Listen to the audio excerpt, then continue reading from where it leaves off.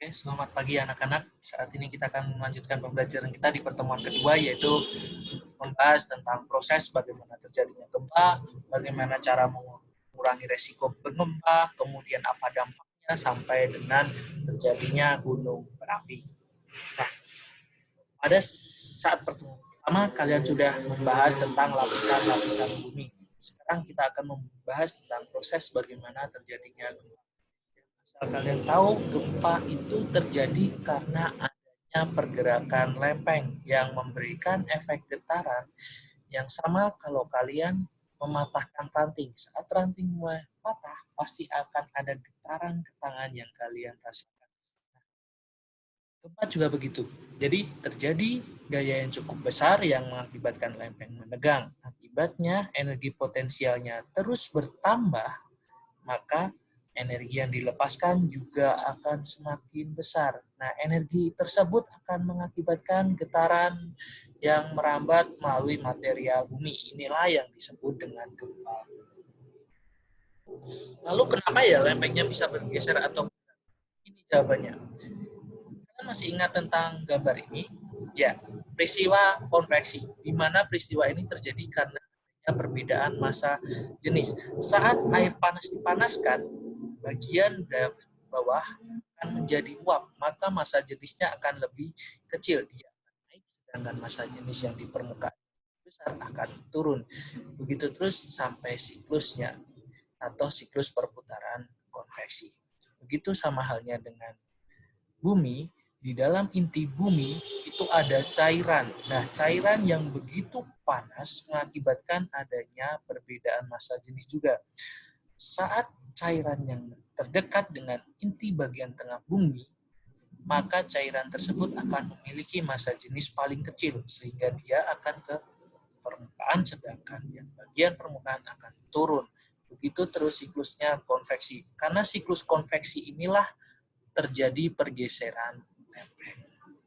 Nah, di sini ada 3 jenis patahan, ada patahan normal, ada sesar terbalik, dan ada sesar geser.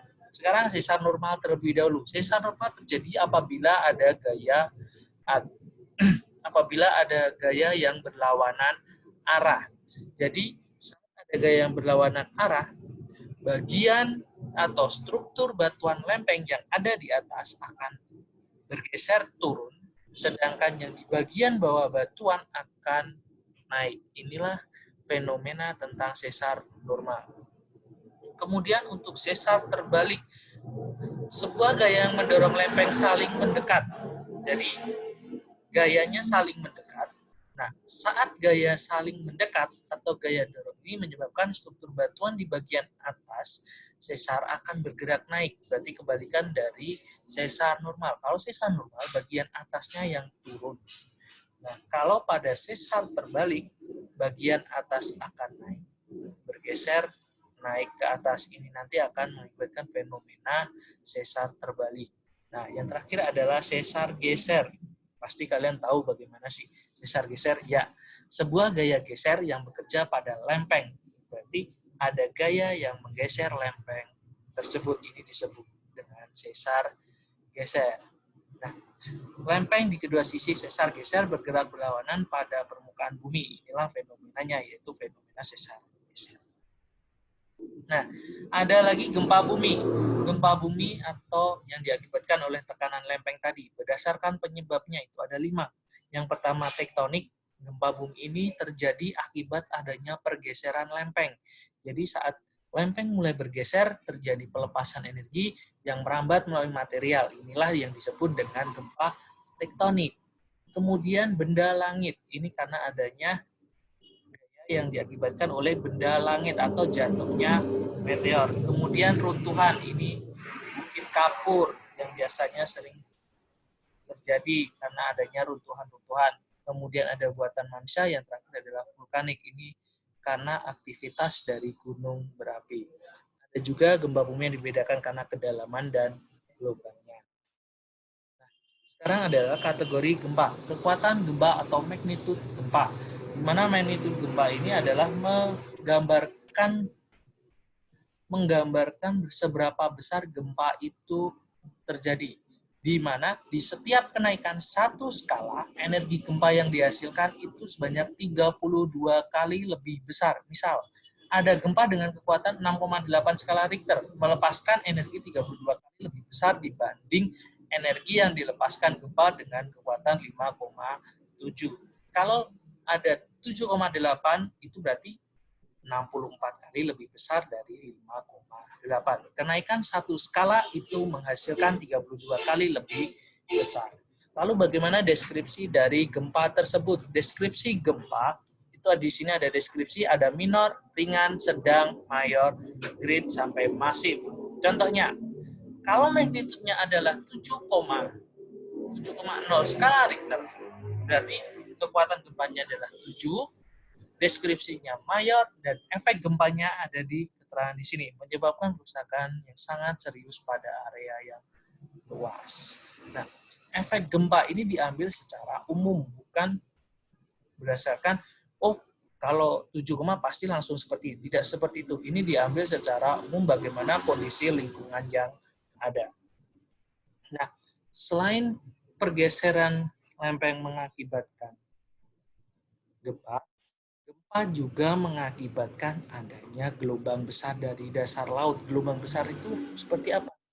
Gelombang besar di sini yang sering kita sebut dengan tsunami. Proses terjadinya tsunami itu berawal dari gerakan vertikal pada lempeng atau berupa patahan.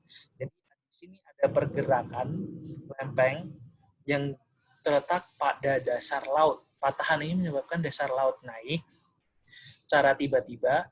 Dalam fase ini dinamakan dengan gempa bumi. Biasanya gempa bumi ini terjadi di daerah subduksi. Nah, karena adanya gempa bumi ini pula, keseimbangan air di atasnya terganggu, sehingga suatu aliran energi air laut, berarti saat gempa terjadi, ada energi yang merambat di sini. Berarti kan kita ingat bahwa kalau terjadi gempa, itu artinya ada pelepasan energi. Nah, sama halnya di dasar laut, pada saat mulai retak atau terjadi pergeseran lempeng, berarti ada energi yang dilepaskan. Energi yang dilepaskan itu akan bergerak atau merambat di perairan. Nah, energi tersebut berupa gelombang bergerak menuju pantai yang sering kita sebut dengan tsunami.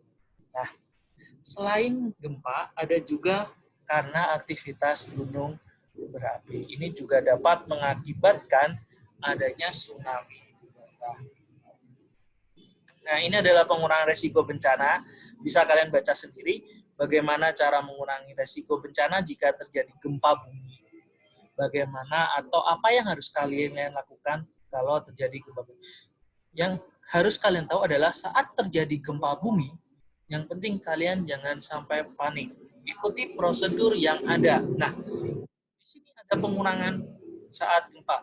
Yang jelas adalah pengurangan gempa ini tergantung dengan situasi lingkungan kita masing-masing. Tidak harus pasti seperti ini. Ini bergantung bagaimana lokasi atau lingkungan tempat kita tinggal. Nah, di sini ada juga setelah gempa kita harus bagaimana. Yang penting adalah kita jangan sampai panik, ikuti setiap prosedur, dan menuju titik evakuasi atau titik di mana kita jauh dari gedung-gedung tinggi ataupun dari batu-batuan. Nah, yang selanjutnya adalah tentang gunung berapi. Kalau tadi kita membahas tentang bagaimana lempeng itu bergerak hingga mengakibatkan gempa. Nah, sekarang kita akan membahas tentang tabrakan dua lempeng. Berarti kalau bertabrakan ada dua lempeng yang saling mendekat. Dua lempeng saling mendekat ini akan membentuk gunung berapi. Kenapa sih bisa seperti itu? Karena pada saat lempeng bergerak ada perbedaan massa jenis. Yang lebih besar akan menekuk ke bawah, sedangkan massa jenis yang lebih kecil akan ke atas. Lalu bagaimana dengan massa lempeng yang menekuk ke bawah ini? Apa yang terjadi dengan dia? Yang akan terjadi adalah akan terjadi peleburan atau melebur menjadi magma. Jadi lempeng tadi kan berisi batu-batuan, tanah, pasir, dan lain sebagainya. Dia akan menekuk ke bawah. Saat menekuk ke bawah, dia akan melebur menjadi magma. Magma tersebut akan naik lagi menuju permukaan karena perbedaan massa jenis. Nah, kita ingat pada semester 1 tentang gelembung air saat dipanaskan. Terjadi perbedaan massa jenis di mana uap air tersebut massa jenisnya lebih kecil. Yang lebih kecil akan naik, yang lebih besar akan turun. Sama halnya dengan magma. Saat itu terjadi, maka terjadilah erupsi. Magma yang keluar dan mengalir di permukaan bumi saat terjadi erupsi, itu yang disebut dengan lava. Jadi, magma yang mengalir di permukaan bumi itu yang disebut dengan lava. Lalu gunung berapi yang memiliki lubang berbentuk melingkar di daerah puncak itu yang disebut dengan kawah. Itu yang maksudnya kawah itu adalah lubang yang berbentuk melingkar di daerah puncak yang disebut dengan kawah. Nah, saat erupsi terjadi, magma dan materialnya dimuntahkan melalui kawah gunung berapi. Lalu yang berbahaya di sini itu apa? Salah satu yang berbahaya dari saat erupsi gunung berapi adalah asap atau debu material yang terkirim atau sering kita sebut dengan wedus gembel. Awan panasnya, awan panas ini sangat tinggi suhunya, bisa sampai ribuan. Jika benda atau makhluk hidup terkena magma berarti terkena oleh wedus gembel tersebut, maka akan terjadi kerusakan yang begitu parah hingga mengakibatkan seseorang dapat meninggal karena suhunya yang begitu. Gunung berapi ada tiga tipe gunung berapi, itu ada gunung berapi kerucut, gunung api perisai, dan gunung api corong. Gunung api ini berdasarkan dari bentuknya. Kalau gunung berapi kerucut berarti bentuknya seperti kerucut. Kalau gunung api perisai berarti bentuknya seperti perisai. Gunung api corong itu eflata atau seperti corong. Ini adalah yang harus kamu tahu tentang status dari gunung berapi. Awas, siaga, waspada. Silakan kalian baca bagaimana maknanya dan apa tindakannya. Ini pengurangan risiko sama halnya dengan gempa bumi, ini juga ada.